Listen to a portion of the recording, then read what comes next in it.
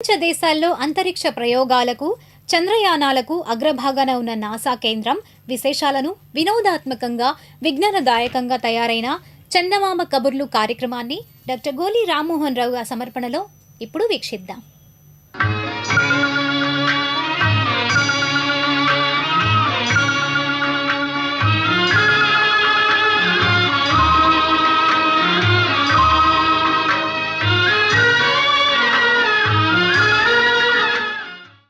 NASA ఈ పేరును మనం తరచుగా వింటూ ఉంటాం. మరి అమెరికాలోని అంతరిక్ష పరిశోధన సంస్థ పేరు ఈ నాసా అనేది. పూర్తి పేరు national aeronautics and space administration. National aeronautics and space administration NASA. మరి అంతరిక్ష ప్రయోగాలు చేయటం కోసమని ఈ సంస్థని 1958వ సంవత్సరంలో అమెరికాలో స్థాపించడం జరిగింది. మరి ఇది ప్రధానంగా అమెరికాలోని మూడు రాష్ట్రాల్లోని 3 ప్రదేశాల నుండి ఇది పనిచేస్తుంది. ఈ నాసా అనే సంస్థ. ఈ నాసా సంస్థ యొక్క ప్రధాన కార్యాలయం హెడ్ క్వార్టర్స్ అమెరికా దేశ రాజధాని వాషింగ్టన్ డీసీలో ఉంటుంది. మరి అట్లాగే ఈ రాకెట్స్ కానీ ఈ అంతరిక్ష నౌకల్ని లాంచ్ చేసేది మాత్రం ఈ ఫ్లోరిడాలో ఉన్న కెనడీ స్పేస్ సెంటర్ నుంచి. అట్లాగే ఒకసారి లాంచ్ చేసిన తర్వాత ఈ రాకెట్ని దాని కంట్రోల్ అంతా కూడా మళ్ళీ వేరే రాష్ట్రం టెక్సాస్లో హోస్టన్లో ఉన్న కంట్రోల్ సెంటర్కి వెళ్ళిపోతుంది.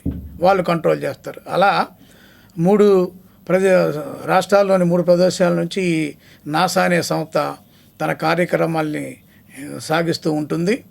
అయితే 1960, 1970 ఈ దశాబ్దంలో అంతరిక్షంలో వెళ్ళటానికి ముఖ్యంగా ఈ అమెరికా, రష్యా దేశాల మధ్య పోటీ తీవ్రంగా ఉండేది. మరి ఆ సందర్భంలో రష్యా వాళ్ళే ముందుగా అంతరిక్షంలోకి వెళ్ళటం జరిగింది. యూరీ గగారిన్ అనే ఆయన తొలిసారిగా భూకక్ష వదిలి అంతరిక్షంలోకి వెళ్ళటం జరిగింది 1961వ సంవత్సరంలో. అట్లాగే 1963వ సంవత్సరంలో వాలంటీనా టెరిస్కోవా అనే ఒక మహిళ కూడా అంతరిక్షంలోకి తొలిసారిగా వెళ్ళటం జరిగింది, మహిళలకు సంబంధించి. మరి వీళ్ళిద్దరూ కూడా రష్యాకు సంబంధించిన వారే. దాంతో అంతరిక్షంలోకి వెళ్ళటానికి రష్యా ఆధిపత్యం సాధించడంతో అమెరికా వాళ్ళు అసలు అంతరిక్షంలోకి కాదు చంద్రమండలంలోకి అడుగుపెట్టి రష్యా వాళ్ళ మీద ఆధిపత్యం సాధించాలనే ఉద్దేశంతో ఈ నాసా తరపున అపోలో పేరుతో ఈ అంతరిక్ష నౌకల్ని పంపడం జరిగింది. 1967వ సంవత్సరం నుంచి 1972వ సంవత్సరం వరకు కూడా మొత్తం 17 అపోలో అంతరిక్ష నౌకల్ని వాళ్ళు పంపడం జరిగింది అమెరికా వాళ్ళు. వీటిలో అపోలో 11 అంతరిక్ష నౌక తొలిసారిగా చంద్రుడిపై కాలు పెట్టడం జరిగింది. దాంట్లోకి వెళ్ళిన యాస్ట్రోనట్స్ వ్యోమగాములు ఎవరైతే ఉన్నారో వాళ్ళు ముఖ్యంగా నీల్ ఆర్మ్స్ట్రాంగ్ ఆయన మొట్టమొదటిసారిగా కాలు పెట్టడం జరిగింది చంద్రుడి మీద. ఆ తర్వాత బజ్ ఆల్డ్రిన్ అనేది కూడా కాలు పెట్టడం జరిగింది. ఇంకో మైకేల్ కోలిన్స్ ఆయన మాత్రం కమాండింగ్ మోడల్లోనే లోపల అంతరిక్ష నౌకలను ఉండిపోవడం జరిగింది. ఈ అపోలో అంతరిక్ష నౌకల దాకా మొత్తం 12 మంది ఇప్పటివరకు చంద్రమండలానికి వెళ్ళటం జరిగింది.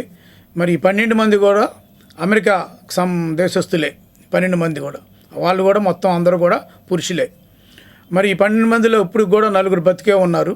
మరి మొట్టమొదట వెళ్ళిన బజ్ ఆల్డ్రిన్ కావచ్చు, అలాగే డేవిడ్ స్కాట్, చార్లెస్ డూకు, స్కివిట్, ఈ 4 కూడా ఇప్పుడు కూడా బతికే ఉన్నారు ఆ 12 మందిలో. అయితే ముఖ్యంగా గమనించాల్సింది ఏంటంటే ఈ 12 మంది కాకుండా ఇతర ఏ దేశానికి సంబంధించిన వాళ్ళు కూడా ఇంతవరకు చంద్రమండలం మీద అడుగు పెట్టడం జరగలేదు. ఆ విషయం మనం గమనించాలి. రష్యా, చైనా, జపాన్, ఇండియా వంటి దేశాలు కూడా ఈ చంద్రమండలంపై అంతరిక్ష నౌకలను పంపాయి. కానీ అవన్నీ కూడా మానవ రహిత అంతరిక్ష నౌకలే, అంటే మానవులు లేకుండా వెళ్ళిన అంతరిక్ష నౌకలే అవి మాత్రం. అమెరికా దేశం చివరిసారిగా 1972 డిసెంబర్లో అపోలో 17 అనే అంతరిక్ష నౌకని చంద్రమండలంపై పంపడం జరిగింది. ఆ తర్వాత 50 సంవత్సరాల దాకా అమెరికా దేశం కూడా ఏ అంతరిక్ష నౌకని చంద్రమండలంపైకి పంపలేదు 50 సంవత్సరాల్లో కూడా. మళ్ళీ 2022 సంవత్సరం ఆర్టిమిస్ 1 అనే దాన్ని పంపడం జరిగింది. మళ్ళీ ఈ సంవత్సరం ఈ ఏప్రిల్ నెలలో ఆర్టిమిస్ 2 అనేదాన్ని చంద్రమానానికి పంపడం జరిగింది. అయితే 50 సంవత్సరాల దాకా ఎందుకు పంపలేదు అమెరికా అనే దాని గురించి కారణాలని మనం రాబోయే కార్యక్రమాల్లో చూద్దాం. అయితే ఈ అంతరిక్ష నౌక పూర్తిగా చంద్రుడి మీద దిగేది కాదు. దీంట్లో మరి 3 భాగాలు ఉంటాయి. ఒకటి కమాండింగ్ మాడ్యూల్ అనేది, రెండోది సర్వీస్ మాడ్యూల్ అనేది, మూడోది లోనార్ మాడ్యూల్ అనేది. ఈ మూడిట్లో లోనార్ మాడ్యూల్ అనేది మాత్రమే ఈ మెయిన్ ఈ కమాండింగ్ మాడ్యూల్ నుంచి విడిపోయి, అంటే చంద్రునికి దగ్గరగా వెళ్ళిన తర్వాత ఈ లూనార్ మాడ్యూల్ అనేది అసలు మెయిన్ అంతరిక్ష నౌక నుంచి విడిపోవటం జరుగుద్ది. విడిపోయి అది మాత్రం చంద్రుడిపైకి దిగుతుంది అనమాట. మిగతాది చంద్రుడిపై దిగవు. మిగతా అంతరిక్ష నౌక చంద్రుని చుట్టూ తిరుగుతూ ఉంటుంది తప్పితే అది దిగదు అనమాట. ఈ లూనార్ మాడ్యూల్ చంద్రుడిపై దిగిన తర్వాత దాని మీద ఉన్న నిచ్చెన సాయంతో ఈ ఆస్ట్రోనైట్స్ వ్యోమగాములు చంద్రుడిపై దిగుతాం జరుగుతుంది.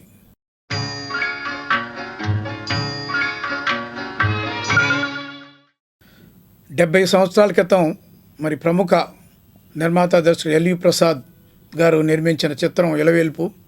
ఆయన దర్శకత్వ పర్యవేక్షణలో ఈ ఇలవేల్పు అనే చిత్రం బాగా ప్రజాదరణ పొందడం కూడా జరిగింది ఆ రోజుల్లో. మరి చలని రాజా ఓ చందమామ, నీ కథలన్నీ తెలిసాయి ఓ చందమామ అనే పాట ఆనాటి ప్రేక్షకులకి ఇప్పటికి కూడా బాగా గుర్తుండే ఉంటుంది. మరి ఈ పాటలో అంజలీదేవికి లీలా పాడితే జమునికి సుశీల పాడటం జరిగింది. అయితే నాగేశ్వరరావు గారికి మాత్రం ఘంటసాల పాడటం జరగలేదు. మరి రఘునాథ్ పాణిగ్రహి అనే ఒక ఒరిస్సా గాయకుడు నాగేశ్వరరావు గారికి ఈ పాటలో పాడటం జరిగింది. పరమేశ్వరుని జడలో చామంతివి, నీలి మేఘాల నానేటి పూబంతివి అంటూ వడ్డాది గారు రాసిన పాటకి మరి సుసర్ల దక్షిణామూర్తి గారు ఎంతో మధురమైన స్వరాలు సమకూర్చారు. ఈ పాట ఇప్పటికి కూడా ఆ పాత మధురమే.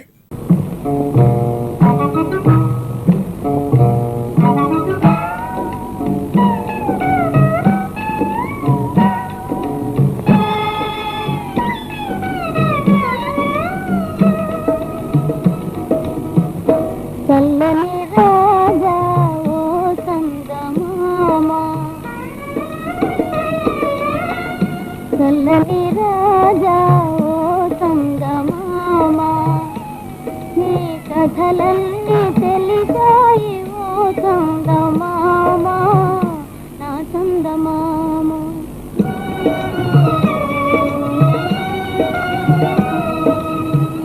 చల్లని రాజా మామ, నా చందమామ.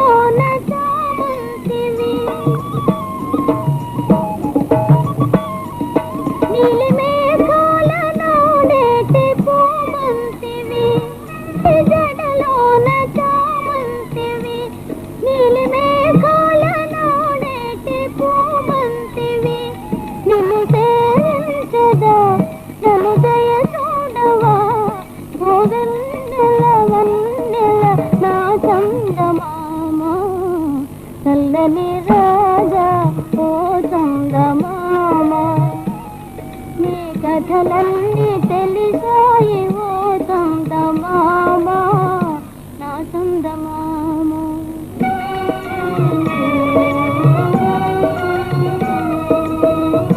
చల్లని రాజా ఓ చందమామ, చల్లని రాజా ఓ చందమామ, నీ కథలన్నీ తెలిసాయి ఓ చందమామ, నా చందమామ.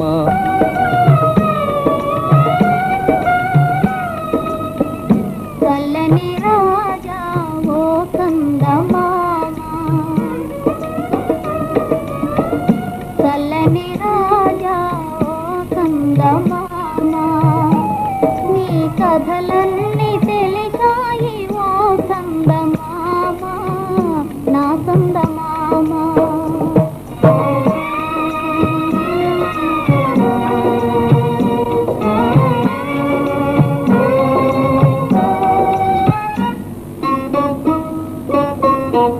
నన్ను తోడా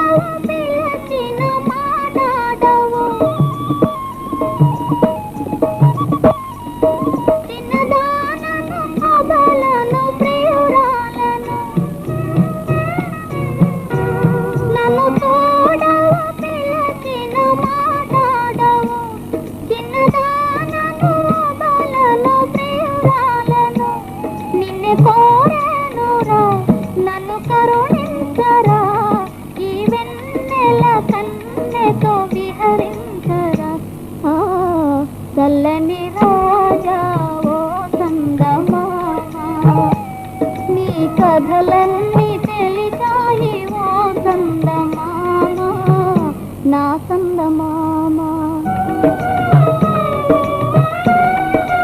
చందమామకు సంబంధించిన మరిన్ని విశేషాలని వచ్చే ఆదివారం ప్రసారం అయ్యే చందమామ కబుర్లు కార్యక్రమంలో చూద్దాం.